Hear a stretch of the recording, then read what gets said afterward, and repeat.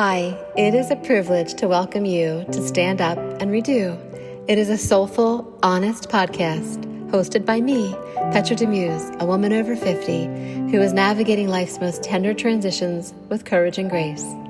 I have weathered the storms of 2 divorces, raised children into adults, embraced the joy of grandchildren, and learned, perhaps for the first time, how to stand comfortably in my own solitude. Each episode explores the profound wisdom that comes with age, the lessons etched in heartache, the beauty found in unexpected places, the laughter that bubbles up in the quiet, and the peace that settles when we stop running from ourselves. With reflections on love, loss, aging, happiness, and the sacredness of this one wild and precious life, Stand Up and Redo is a companion for anyone who's learning to live fully after everything they thought would last has changed. This is a space for late bloomers, deep feelers, and fierce survivors. Come for the comfort, stay for the truth, and leave a little lighter each time. I was on a mission to tell my 2 friends what I had just learned in the convenience store from the cashier. And as I was walking out of the convenience store to the little sitting area that was on the side of the store, set up with tables and chairs for outside seating, I saw out of the corner of my eye a man walking towards me. He had long dark hair. It was thick, a little disheveled, and he had a white, Hanes t-shirt on. Looked like it was a little bit stained. He was tan. He was animated. He had a smile on his face, and it was brilliant, beautiful, big, and he was looking right at me. He wasn't necessarily handsome, but he looked very happy. And as he approached me, I was familiar with this kind of person who asked you usually, do you have $1 that I could have? Can I use your cell phone? Do you have a cigarette? Can I have a lighter? And in my mind, I imagined, this is what this guy is going to ask me for. Well, he got right up beyond my personal space, about 2 feet away from me.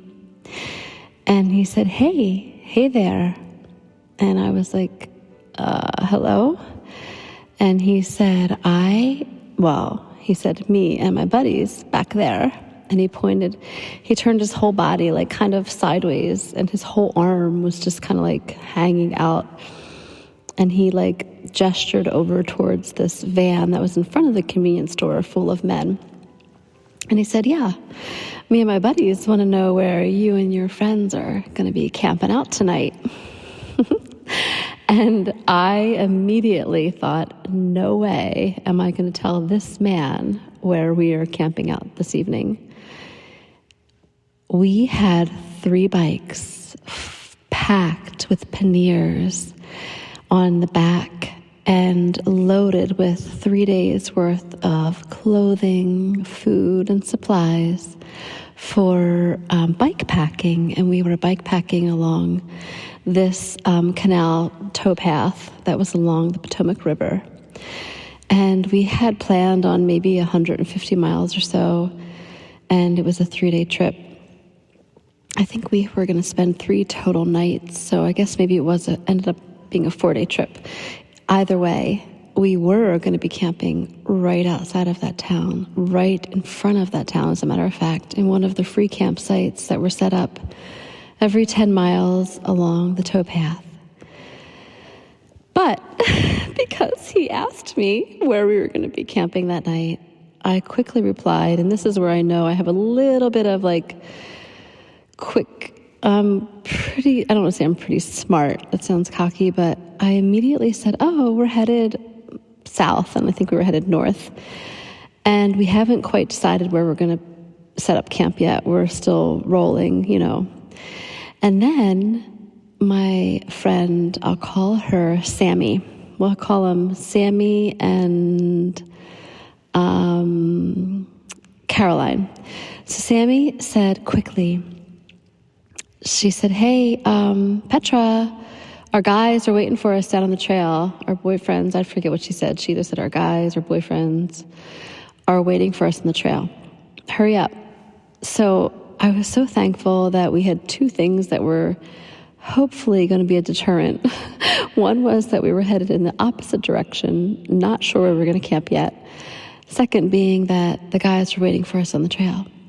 And I don't know, that was the end of it.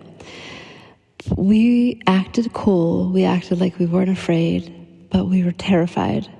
There was a van full of men, and they were all altered, obviously. The guy that walked up to me was definitely altered. And they wanted to know where we were going to camp. So the girls, the two women I was with, my two friends, Sammy and Caroline, did not know that when I went into the convenience store, my assignment was find out best restaurant in town.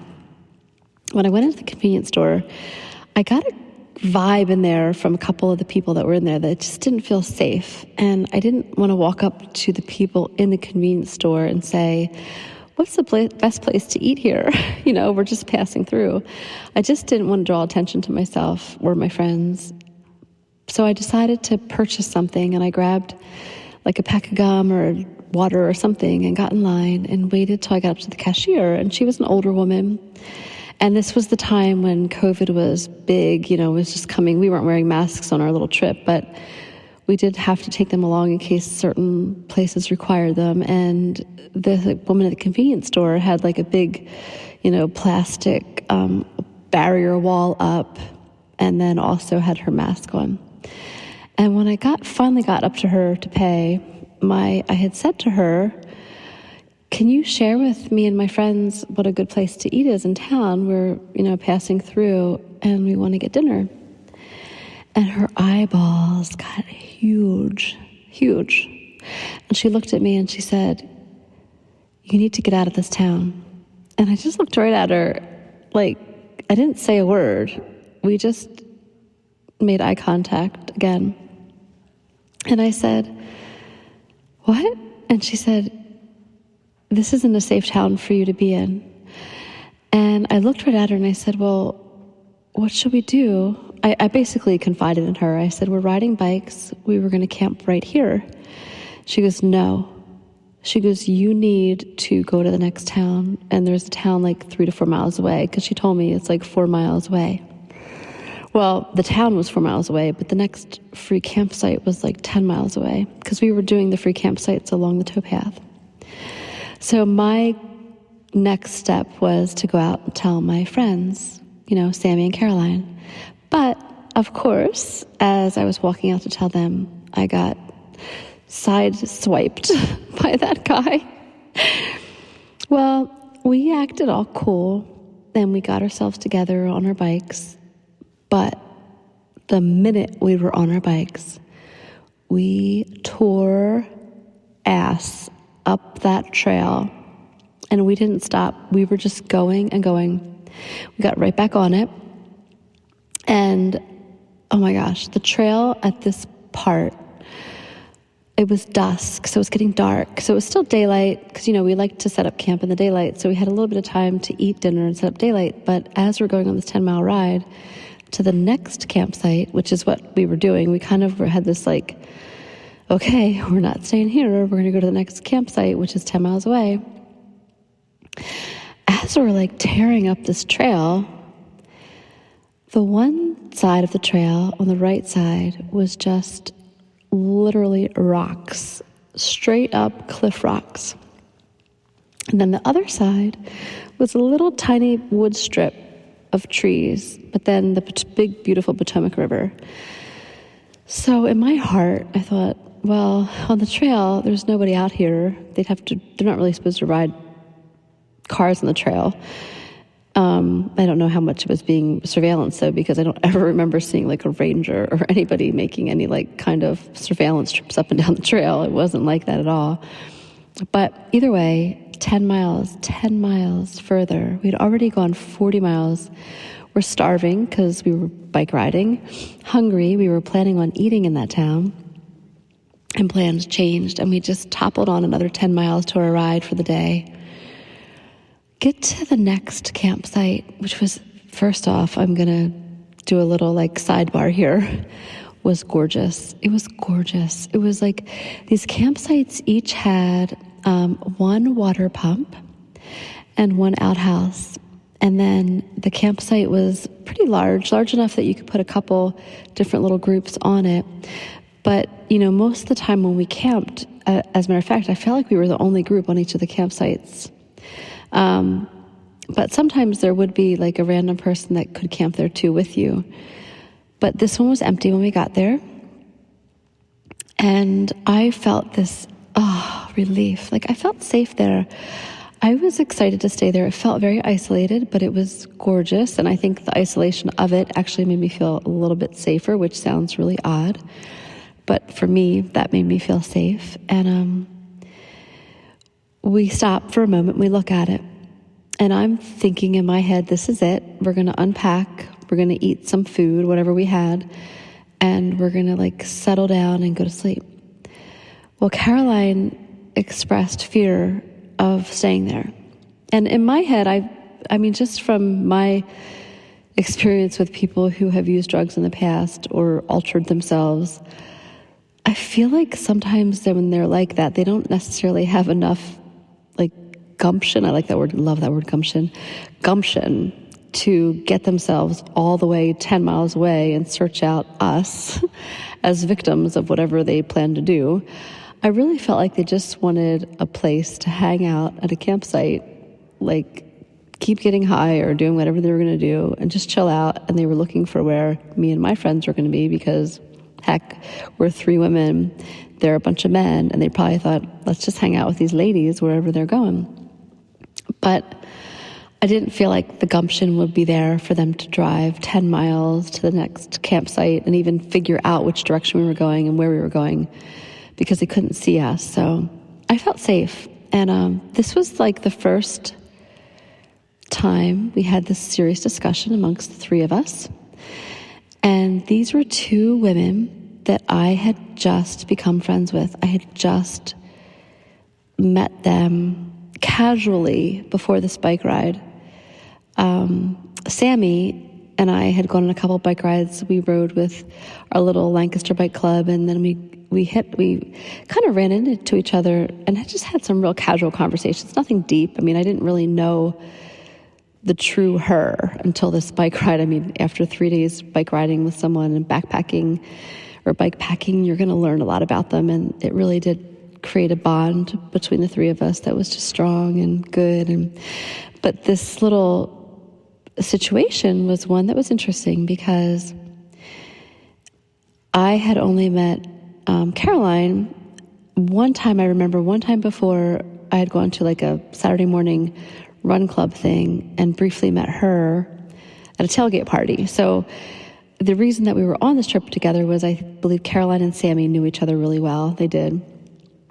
And Sammy had asked me on this one casual bike ride, I think she got the vibe that I was a camper type person and would love to do this. I had just said, hey, do you want to go on a backpacking trip with me? And I'm organizing it. And then it was just the 3 of us that ended up going. So I was just getting to know these women. Hence the next conversation.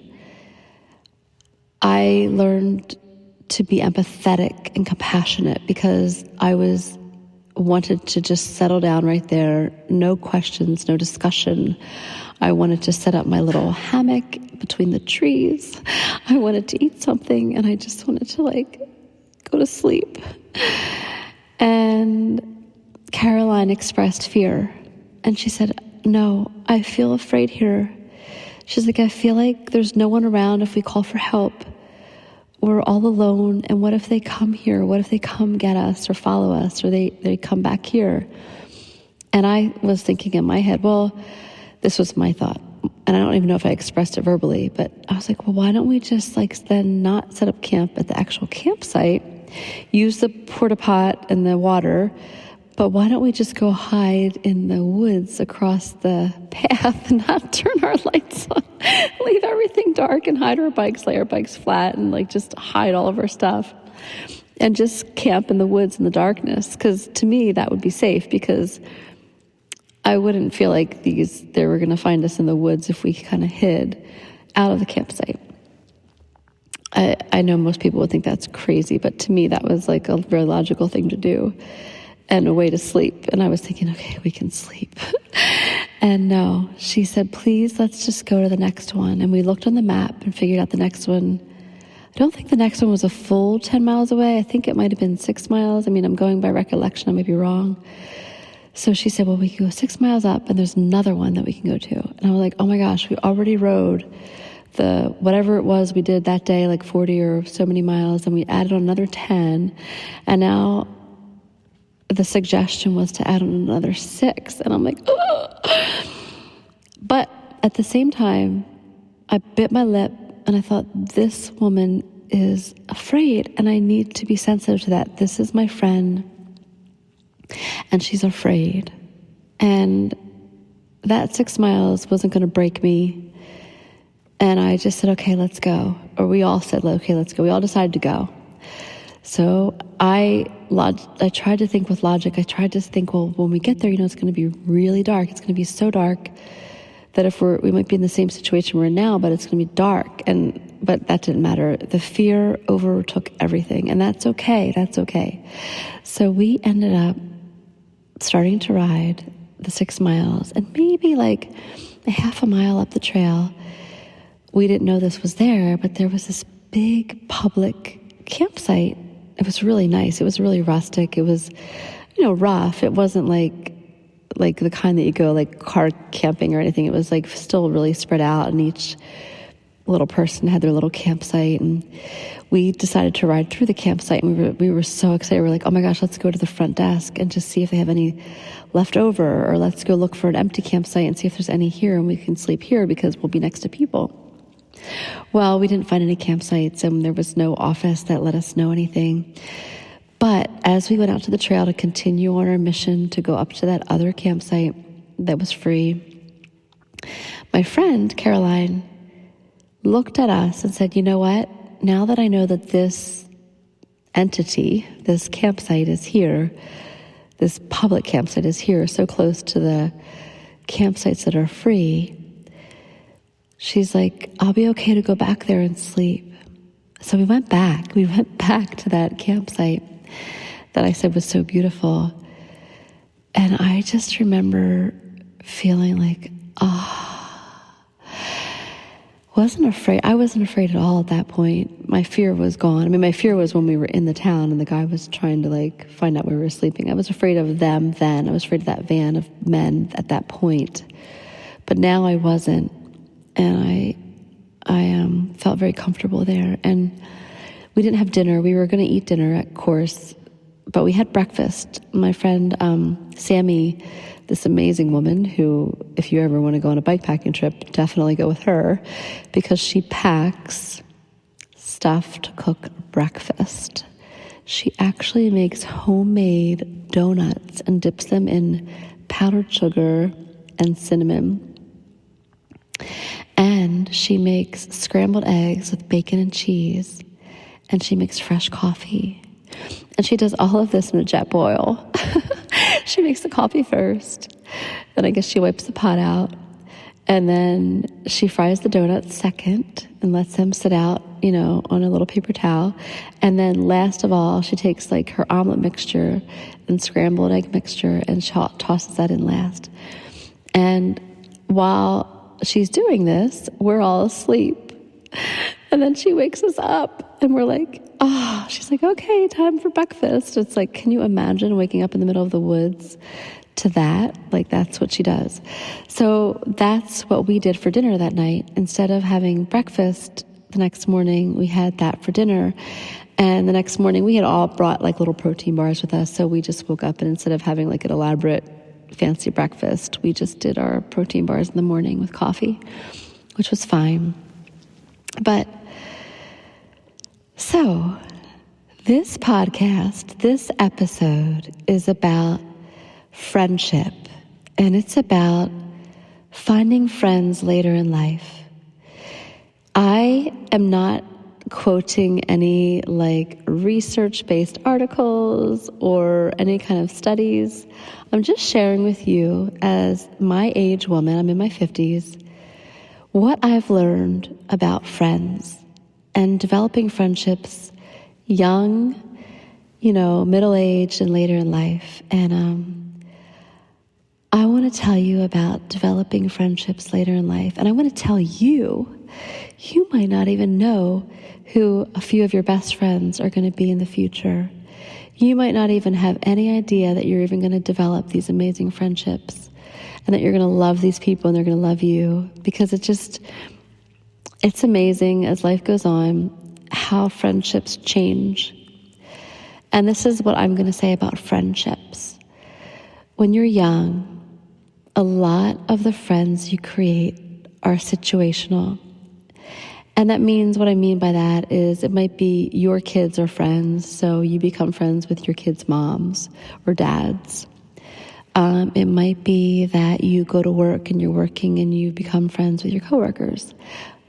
And the next thing I want to say is that these friends are amazing friends, and these friends are friends that love you and you love them, and they'll be with you forever. Some of them you hold on to forever, some you don't, of course, but a handful of them you just will have forever. And even though they're situational, they're valuable and special, and they're just phenomenal. But when you're older and you're alone, and your kids are gone, and you don't, work, you've exhausted all your friendships at work. But if you start living your life and doing the things that you like to do as time goes on, like I know when I had little kids, or my kids were growing up in high school even, the biggest thing I could do for myself was go for a run. I didn't really get involved in like a book club or like things that were like things I love to do that kind of created my identity. Like after you become like an empty nester and your kids are older, or maybe if you don't even have kids, you're single, you get more involved in, I did get more involved in like a book club and like the bike club, and developing these friendships with people who love to do the same things I love to do. And these two women, as I said before, I had only met a couple times before casually. And in this 3-day bike packing trip, we just became so bonded. We just became very bonded on this trip. And I mean, we went whitewater rafting. We created like trail names for each other. And we told each other really long stories that were very personal and private. Like kind of like when you do when you're a kid and you have a sleepover party, we did that. And I think about when we all got to that campsite, Sammy was cooking breakfast for dinner. So it really didn't take a lot of us to do that. She had her little setup. So as she was doing that, my friend Caroline went and had a long conversation with her fiance at the time and just deflated that way. So Caroline deflated by talking to her fiance, Sammy deflated by cooking breakfast, Petra deflated by walking down to the Potomac and didn't even tell anybody what I was doing because it was a very spontaneous decision. I swam out to the center of the Potomac, and it was a wide, wide part of the Potomac. And I swam and swam and floated, and there was a giant rock. I couldn't believe it. Like, it came up so high to the surface of the river that I could sit on it, and like my shoulders were actually exposed. I sat Indian style on this rock in the middle of the river, and it was dusk. It was actually dark almost. It was like turning dark. And I just looked down at my body under the water, and I could see my legs cross-legged on this rock, and it was just still, and there was nothing there. And then suddenly, like, little fish came swimming by. Bigger fish came swimming by. And I just sat there and looked through the water and watched the fish swim like right around me, like literally, and the little tiny fish started like picking at my skin. Like, I don't know what they were doing, but they thought my skin was really interesting. And then I just breathed easy, deflated, swam back. And then the three of us just all sat at that little picnic table that was at that site and just laughed and just had the best evening. And today, those two women are still my friends, and I'm so thankful for them. You know, ilk is an old English term, and it's something that means the same. And I think of a lot of the friends I've met as I've aged that aren't always just circumstantial. They're friends that I've met maybe out doing something that I love, and that I have actually decided to nurture the friendship. And although I say the same ilk, they might not be exactly like me. They might not have the same political belief. They might not have the same sex. They might not have the same religious views. And they might be very different from me. They might be a lot wealthier than me. They might have a lot less money than me. They might be less driven than me or more driven than me. But I believe that finding those friends that give you that desire to do better for yourself, whatever it is, hang on to them and nurture those friendships. Make those your people. Be with them, the friends, the ones that are friends of the same ilk. And that's my stand up and redo. Thank you. Hi, I'd like to give credit to Sarah Gephardt for the cover page of this podcast.